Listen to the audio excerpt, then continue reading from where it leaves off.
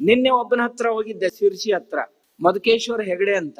8ನೇ ಎತ್ತೇನ pass ಆದಂತ ಮನುಷ್ಯ, hotel ನಲ್ಲಿ ಮಾಣಿಯಾಗಿ ಕೆಲಸ ಮಾಡ್ತಾ ಇರುವಂತ ಮನುಷ್ಯ. ಯಾರೋ ಊರವ್ರು ಭೇಟಿ ಆದಾಗ ನಾಚಿಕೆ ಅನ್ಸಿ ಹೋಟೆಲ್ ಬಿಟ್ಟು ಮತ್ತೆ ಊರಿಗೆ ಬಂದ್ರೆ ಯಾರು 500 ರೂಪಾಯಿ ಕೊಡ್ತಾ ಇರ್ಲಿಲ್ಲ, ಇರ್ಲಿಕ್ ಮನೆ ಇರ್ಲಿಲ್ಲ ಅವನ ಹತ್ರ.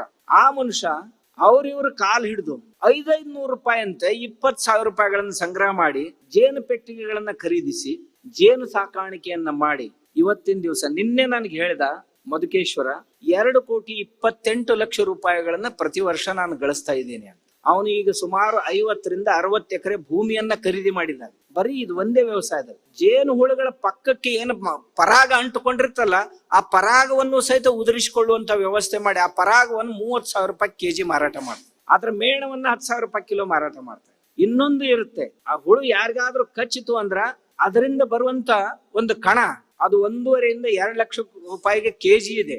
ಅದನ್ನು ಸಹಿತ ಸಂಗ್ರಹ ಮಾಡ್ತಾ ಇದ್ದ. ಅವನ ಮನೆಗೆ ಬೇರೆ ಬೇರೆ ರೋಗಗಳ ಜನರು ಬರ್ತಾರೆ, ಅವ್ರಿಗೆ ಜೇನು ಹುಳುಗಳನ್ನ ಕಚ್ಚಿಸ್ತಾನೆ. ಕಚ್ಚಿಸೋದ್ರಿಂದ ಆ ರೋಗ ಕಡಿಮೆ ಆಗುತ್ತೆ. ಒಬ್ಬನಿಗೆ 1 ಹುಳ ಕಚ್ಚಿದ್ರೆ 400 ರೂಪಾಯಿ ಕೊಡ್ತಾರೆ ಅವರು.